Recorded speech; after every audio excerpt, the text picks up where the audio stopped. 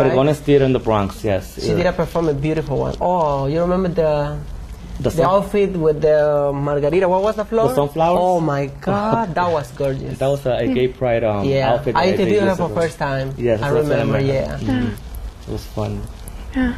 So do you meet a lot of straight men in this? Or? I consider myself a female impersonator, first of all.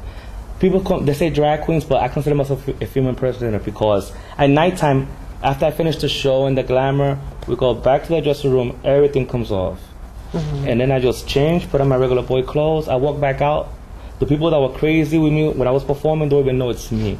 So that's the good part about it. You do look totally different because I saw you when you walked in. I walk by them and I go, excuse me, I'm walking by and they go, they'll be like sucking their teeth and I'm like, if they only knew who I was. But I just go with the flow, I'm very rarely recognized in the clubs, very rarely recognized in the clubs. So it's fun, So do you ever have, and I'm going to get a little personal, but do you ever have guys that will come up to you or girls that will come up to you and say, well, I want to go out with you, but you have to dress this way? Yes, that happens every time also. If I perform in a lesbian club, the lesbians want to try it out. They go crazy, right? They go crazy. They go crazy because, and then they think, oh my God, you got boobies and everything? You go, well, today doesn't look like if I have any, but it's like a 12-hour job, so I could look really, really nice. And I jiggle and it jiggles, and it looks like if I have implants. And they go crazy, the lesbians. And the straight men, they're like, oh, I wish my wife looks like that. And, that's every time. It's fun. It's fun. I enjoy it. Yeah, and I think the piece of it is that you took so much time out for you.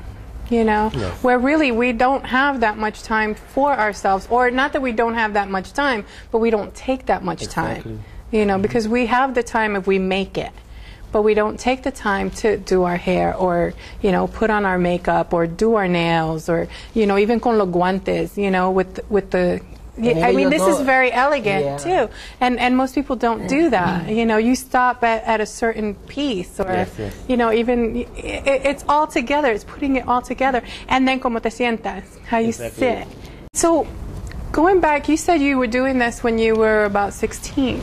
Yes, I got this. So how did your family feel about that? How did your mom or your dad, especially? This is a shocker now. Because you're Latina, Latino. Well, no, I always had girlfriends since I was little. I always knew what I was. I'm like, I'm not going to mention his name, but I'm like somebody that... No mentioning names, no secretos. I'm not going to mention names. Well, actually, I'm not like Camacho. There was an old joke in the 80s. They used to say, yo soy como Camacho, me da igual la hembra que los machos. It's an inside joke. That's a nice one, eh? I was sure of myself. I made peace with my life when I was 20 years old because I was always like, everybody was saying either you're straight or you're gay or you're going to be with female or male. Then I was like, it was kind of confusing like when I was 18, 19. But when I was 20 and I moved on my own, I'm like, this is me, this is who I am, take it or leave it. Yeah. So the last girlfriend I had, believe it or not, I was like my late 20s. Because you're still so young. I'm still young. I'm only 32. I'm only 31. Only 30. And you too can look this way. Thanks to my solar oil. No commercial. I'm giving all these people props here. Yeah, I see. Did they pay you for this? Okay, you were saying? No. So, how did the family? My family with me, they know. My family knows. And they accepted you, and you didn't have a problem. My family is very, very. They accept, and they embrace me with open arms. But one thing that I'm proud to say was that there's a lot of males in my family, but I had the best looking girlfriends out of all of them when I was growing up. So I'm proud to say that. I had the best looking girlfriends. My cousin was like, introduce me to her. I'm like, keep on walking. I had the best looking girlfriends. Good for you. When I was growing up in my 20s. And you can give them tips on makeup. Exactly. Hi, mommy, no, that looks wrong. Let me help you. I'm like, give me 2 bobby pins. I'll do you an up too. So, I don't know. Do you have any?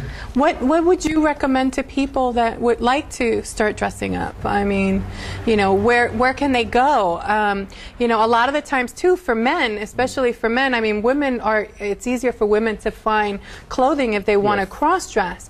But for men to cross dress, because of the fact that men are bigger as well, and you know, how do you walk in those big heels? Because I get jealous of men, you know, that they can wear those big 6-inch heels, because I'm like, I put those on, you put me where you want me, that's it, I'm not moving, because I'll fall over. I wear 9-inch you heels. know? Little ones. But yeah, but you know, where can they go to find the clothing and you know, especially if you're going to go and put on a corset, you know, most of the stores don't want men to go in there and try on the clothes, because you know, they're thinking, oh well, they're going to do something wrong, and you're going in there. I mean, you're not going to play with the clothes or do anything sexual. You're just going to get dressed. You're just going to try something. Well, there's a different type of, for example, I'm a female impersonator. I have friends that are transvestites, and the transvestites, what they do is they just get dressed, hang out. You know, a lot of straight men are transvestites,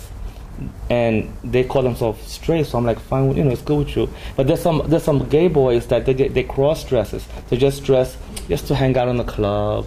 But I'm an entertainer, so that's why I say I call myself a female impersonator, because that's what I do. I entertain. I go to a lot of functions. I host red carpets around the city, and you know, I'm known for this. So about the part that you asked for, the question about where to get the clothes. A lot of the cross-dressers love Pretty Girl. That's the clothing store. Because they sell a lot. Where's that? In here in the Bronx? They have it in the Bronx. They have it in Manhattan. They have it in the Bronx and Miami. So they even have it in Miami. And it's a place where they could just buy some little knickknacks, little skirt, cocktail dress, whatever. I don't wear Pretty Girl, so I just have my own clothes. But these people, I always tell them, go to Pretty Girl. Why spend so much money on something that you're going to wear a couple of times? Because they tell me, oh, Appolonia, I just bought this dress just to hang out, and it cost me $75. I'm like, a Pretty Girl, get a $5 cocktail dress with little glitter on it, and at nighttime it looks expensive. So I always, you know, tell them, just go over there.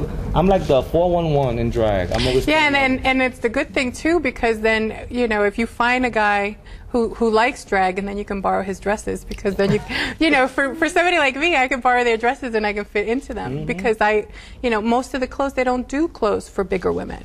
You know, nothing sexy. I mean, tú tienes un saco y ya está. Well, there's a store, I forgot the name of it, but it's a matter of fact, in Fordham Road they have it. It's for plus size, like from size 12 up, and you could get some really nice clothes there, and the prices are not that bad. And I'm always telling people, look, just go over there. I think it's Grand Concourse in Fordham, right? Yes, there's a plus size store. Plus size Three Sisters Plus, I think. I'm not sure. Something like that, yeah. Yes. And I always send people, the big boys, they just want to get dressed just for the fun of it. Just go over there. You could get a nice dress. And I always see, usually it's on Halloween. Yes. The Halloween will be where the guys dress up, because it's like you have the permission. You know, it's like it's like a carte blanche that you can get dressed up. You know, and understanding that sometimes, yes, you know, some men like to dress as women because that's how they feel. You know, because you also have transsexuals. You know, that's how they feel. They feel that they're women, and so they want to dress as a woman, and they want to look how they want to look. Or you can be straight and want to look like a woman and have sex. Yes. Feeling like a woman or dressed as a woman. You know, so I mean, sexuality goes across the board. Remember, we talk about heteroflexibility and homoflexibility. You know, feel free with whatever it is that you want to do, whatever is fine for you, because everything is normal. So it's true. You know, feeling comfortable with what you're doing. And if your friends can't accept you, or your family can't accept you, and it's really a part of you, then you know, you need to make a choice. You have to, and we have to live our life. You know, my father, I shouldn't even be calling him a father, but I love him anyway because he brought me to this world, but he was never my father. He saw a video of one of my shows, and he asked my sister, and I look like my sister when I'm dressed. She's pretty.